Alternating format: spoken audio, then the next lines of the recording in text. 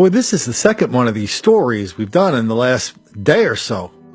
A story where I just won't blame you if you think that the stuff you are about to hear is an exaggeration, that I'm just blowing things up to make a point.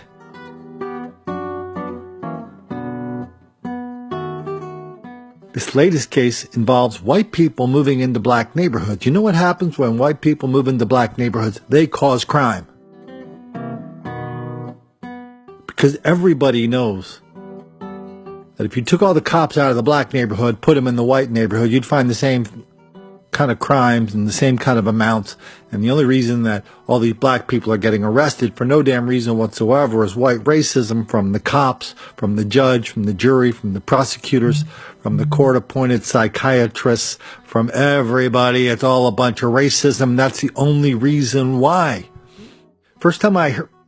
I think the biggest first time I heard this fairy tale was when I heard John Conyers testifying in Congress that the only reason more black people are in jail is because of over-policing. And he always presents these things as if it's kind of a fact that everybody knows. Colin, you didn't know that? You're probably the only person who didn't know that, Colin. Next time I heard it was a few weeks later when the biggest minister in the humble burg of Wilmington, Delaware, got on the channel sponsored by the Wilmington City Council, looked in the camera in the company of the city's PR director and two students who he was supposed to be mentoring. And he reminded everybody that the only reason the crime is so big in Wilmington is because they put all the cops in the black neighborhoods. They don't put them in the white neighborhoods, because if you put the cops in the white neighborhoods, you'd find the same kind of crime and violence and mayhem and disaster you find in black neighborhoods. Everybody knows that. Colin, why don't you know that? You're not really that smart, are you? Are you, Colin? Next time I heard it was in Manhattan. City councilman and a couple of other New York City councilmen and a black councilman, a black moderator, and a couple of white professors. They were all talking about gentrification and what a catastrophe that was for their neighborhood. And what's the worst thing that could happen to your neighborhood? White people can move in. What are the early signs? A white jogger. What's another sign? A white couple pushing a stroller through your neighborhood, a black neighborhood. Oh no, can't have that. I mean, I was waiting for one of these guys to stand up and, start screaming through the audience out the theater doors, yelling, "The white people are coming! The white people are coming! To arms! To arms! The white people are coming!" On some level, though, we do have to start thinking about how you have all these public officials all over the country saying white people are not welcome in our neighborhood. This racial venom, this black and white hostility dripping from every one of their comments. You have to wonder. No, you don't have to wonder. We can observe it. We can see that. We can see the venom. We can see the hostility, and we can see the violence, all existing in the same quantities in the same places, all over the country. And then people come to us and they go, "Well, Colin, I don't know. I don't know how you could ever say those things are related. That's kind of crazy." Now we come to the Atlantic magazine, the venerable Atlantic magazine. This is one of the oldest, most respected magazines in America. Parentheses, that means liberals have been supporting it and reading their stories for a very long time. A couple of years ago, the Atlantic decided they were not going to fall behind any magazine when it comes to being down with the cause. So they started publishing stories by the great Ta-Nehisi Coates, a fraud we've exposed on these pages many a time. I mean, all he does is he writes books about his life story, and the life story is the same. I mean, his life story is, I grew up in Baltimore, and every time I stuck my head out of my house, I got beat up by or chased by a bunch of black people. And oh, by the way, that's the fault of white racism, and any idiot could see that. Why can't you see that, Colin? This guy flies around the world on behalf of the Atlantic. Goes to the Aspen Festival of Ideas, and he jets over on private planes, and he jets over to Paris with his family. And now we've got these editors at The Atlantic. They're carrying on. They're doubling down because this is what happens when white people move into a black neighborhood. We have conditions for more surveillance and more misconduct. Okay, the story begins with a parade. Every year they have a Caribbean Day parade there. I forget what it's called. But they call it a Caribbean Day parade, but it's really a black parade. And every year they drink. There's lots of drinking in the daytime and the evening. The parades at night goes on all night. Lots of property destruction, mayhem, violence, disregarding police orders, that kind of stuff. 2-3 years ago, one of the top aides to the governor of New York was shot and killed. That got everybody's attention. They were saying, hey, that's been happening for a long time at that parade. Is that really a normal thing now? This year, even Mayor de Blasio got sick of it. So he put a bunch of cops in there, put a bunch of horse cops and lots of policing there. It turns out that having police causes crime. And that's how this article begins. After they taught, so they got one of these, what a racket this journalism thing is. You get some idiot to say anything and you inflate them and then make it seem like they're much more important and much more interesting than they really are. So they're talking about this, what's it called? The Jouvert parade. It derives its name from a Creole term for daybreak.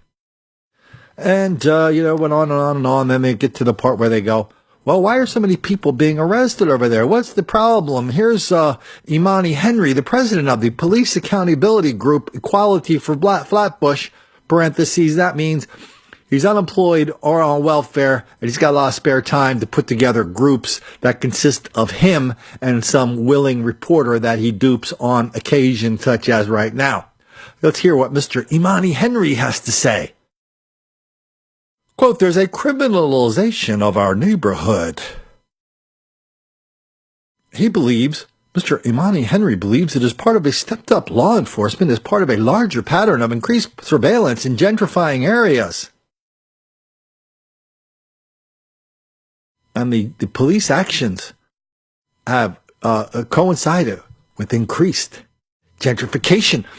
That claim is not just speculative, says the reporter. After the past 2 decades, gentrification has become a norm, blah, blah, blah, blah, blah, blah, blah, blah, blah. And this is what happens. This is what really happens in gentrification. They often leave out a critical side effect that disproportionately affects communities of color. We are, of course, talking about criminalization. Isn't that one of the great words of the last 20 years? We are criminalizing you. So if you go out and break into my car and I catch you, you are not committing a crime. I am criminalizing you. The ability of the liberals to turn these words around and to use the passive voice and just invent things is limitless. George Orwell said, control the word, control the thought. And this is in action every day. Whenever you see a word like criminalization. Atlantic Magazine, in for a dime, in for a dollar, just goes on. One of the expectations has to do with the perception of safety and public order. You guys didn't believe me when I told you that the expectation of safety is a white thing, did you? You didn't believe when I talked about that article down in Baltimore. Baltimore, you're breaking my heart.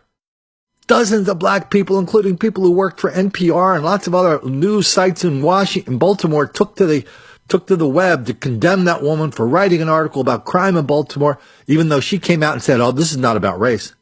Oh, they got that squared away really quickly when they said, oh, hell yeah, it's about race. It's about your race, your expectation of safety, just because you're a white person. Well, that's not how we roll in Baltimore. That's not how they roll in New York with Mr. Hamani. Let me just blow through some of this article. Long-term residents begin to find themselves tangled up in a criminal justice system for so-called quality of life crimes. where police are drawn to neighborhoods where they didn't necessarily enforce nuisance laws before. Nuisance. Yeah, I'm walking down the street. Somebody punches me in the face. Yes, that's definitely a nuisance. Here we go. It's not a question of how many people are committing crime. It's a question of where police are directing their law enforcement sources, said Mr. Butler. This guy's great, Paul Butler. He's the former federal prosecutor in Washington, D.C. Does anybody remember his name? If you do, I'll give you lots and lots of extra brownie points for that, because I didn't remember his name. Wasn't 100% sure anyway. But I kind of thought it was this one guy. Let's finish this quote. It's not a question of how many people are committing crime. It's a question of where police are directing their law enforcement resources, because wherever they direct the resources, they can find the crime. This guy was a federal prosecutor in Washington, D.C. When he left, he became a law professor. He wrote a big article in the Washington Post saying black jurors should not vote to convict black defendants because there's too much white racism built into the system. Because cops are always picking on black people, letting white people getting away with all this crime. How about a little bit of racial jury nullification? That's Paul Butler. Keep it up, Butler. Atlantic will give you your own private plane, too. Blah, blah, blah. San Francisco, disproportionate strike, blah, blah, blah. The white people are taking over. The gentrifiers, they don't want to share. They want to take over. Yeah, all those white hipsters, they move into a neighborhood. They don't want to share. They just want to be able to walk down to their coffee shop in their sandals and in their gender-neutral garbs. That's all they want. According to Butler, here's what that is. They're not wanting to share. That's taking over. And one of the tools they can use to take over public spaces, says Mr. Butler, is law enforcement. This Butler, good Lord. Yeah. Then he talks about the famous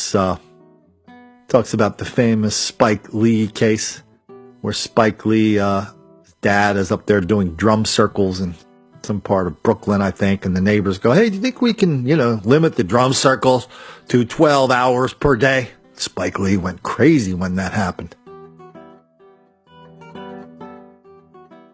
Blah, blah, blah. Lots more stories about all the cops are attacking black people for no reason whatsoever. Da. Oh, here we go. Now we're talking to Kathleen Lanier. Now they bring up Kathleen Lanier. She was the former police chief of Washington, D.C. from 2007 to 2016. What happened to your city during that time, Kathy? Is there one human being on this planet besides you who think you made a difference to make Washington safer? Or did Washington become a more dangerous, chocolate and dirty city on your watch? Did your crime numbers go down, Kathy? Are there lots of places you can go in Washington now where you couldn't go before? Or is it just the opposite? I've done so many stories on Washington, D.C. I think that the most troubling one was the one we did where they started a program about 10 years ago where they gave murderers second chances, kids, teenagers. All of a sudden, they have hundreds and hundreds of people committed who are guilty of murder and rape and unbelievably horrific violence. They're back on the street doing it again because some idiot like Kathy Lanier and the people around Washington, D.C., they know that that one crime doesn't define my life. So go out there and be a good person. I know, I wouldn't believe that either if I didn't see the videos of it. Some residents in these ghettos can be overwhelmed by the sudden increase in security, which is not always confined to public law enforcement.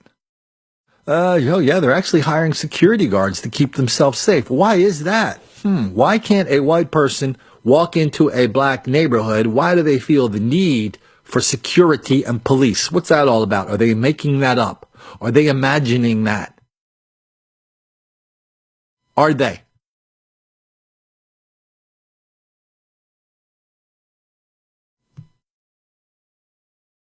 This goes on and on and on. Lots more stories about, oh man, these cops are. That also says, the more white people, that means the more opportunities there are for police abuse, because everybody knows cops are always abusing black people, right? Gentrification and police violence don't necessarily have a casual relationship. Period. And okay, let's let the other shoe drop. But stepped up law enforcement does create conditions for more potential misconduct. Good Lord, people make a living writing that idiotic stuff. You couldn't get away with that in 6th grade where I went to school. Sister Marion DeChantal would say that doesn't make sense. That's the famous Obama construction he got away with so many times over so many years. He would say, well, I believe in competition. That's why we have to nationalize healthcare. I believe in free enterprise. That's why we have to take over GM. I believe in fairness. I believe in one country, not a red country, not a blue country. I believe in the United States of America. That's why we have to have special programs for black people, including one called Academic Excellence for African Americans. I mean, that's what all this is. And on they go. Eric Garner, Butler. Whew. Okay, here's one of my favorite parts here. And don't make the black kids angry. We spend a lot of time talking about Bronx juries. Whether you're in the Bronx or Brooklyn, you get all these white people moving into these neighborhoods. If somebody gets clunked on the head, they're not going to do the witness intimidation thing. They're going to see, if they see something, they're going to say something. They're going to show up in court. They don't care about stitches for snitches. They're going to go to court. They're going to testify. They're going to get called to jury duty. They're going to follow the evidence. Atlantic Magazine doesn't like that either. Because it says gentrification has long-lasting impacts on the criminal justice system that go far beyond police surveillance. As cities become whiter, so do juries. In Washington, for example, it's not unusual to have a predominantly white, if not all-white jury in a predominantly black city. I wonder, now tell me, how does that happen? How do you get all-white juries in a black city? Does it have something to do with people who report for jury duty? Does it? Here comes Mr. Butler.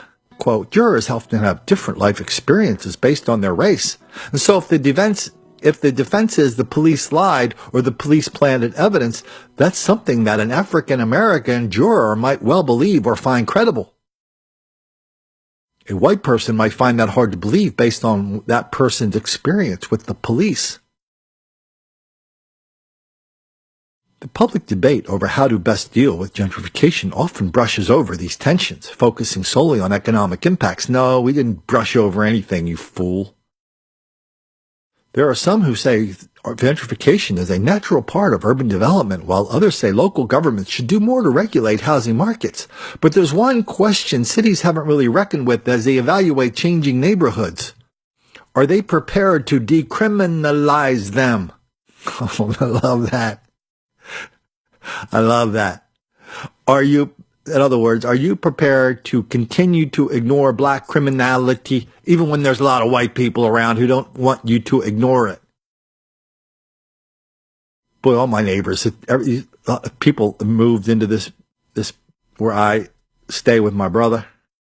It takes them years to get used to the fact that when they call the cops because of vandalism or violence or harassment or threats, it just takes them a long time to get used to the fact that the same people who are responding to the police calls, one minute, the next minute, they're in front of a crowd telling everybody how we're not going to arrest our way out of this mess. And how we know that the only reason there's so many black people in Wilmington and hundreds of other cities around the country doing this kind of violence, mayhem, destruction,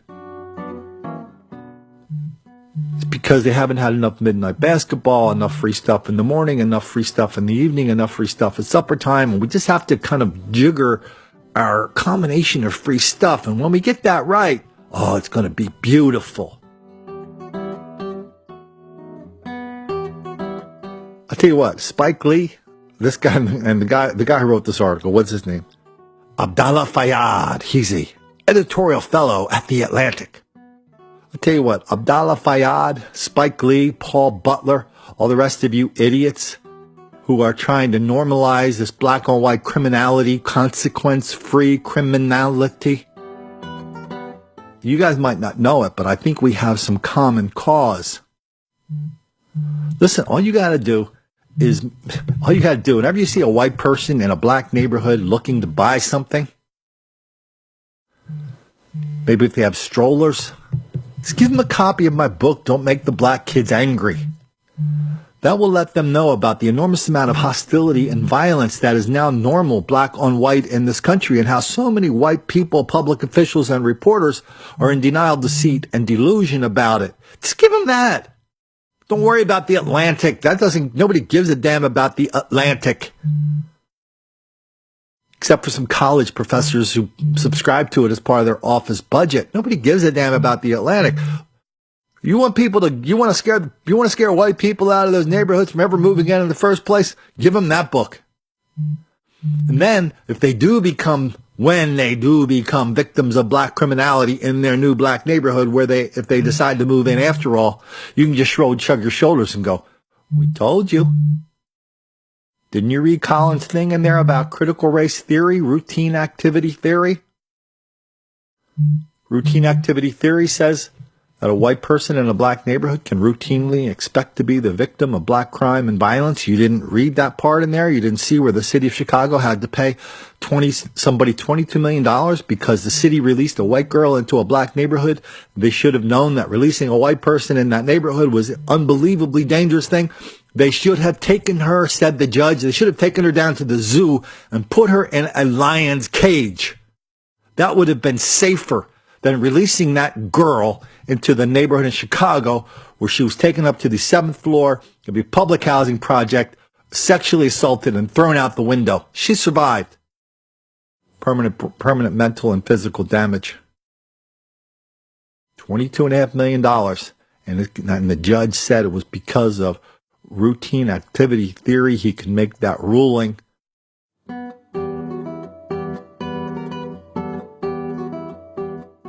Papers in Chicago didn't have any idea what to do with that story. Good Lord, it was like panic in the newsrooms. Here's a judge saying that black people are naturally disposed to attack and harass white people.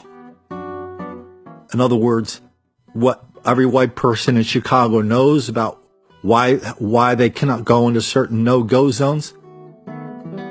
These newspaper editors, man, they were doing the Tylenol, aspirin, they were getting headaches. I don't know if they were doing anything stronger. They probably were.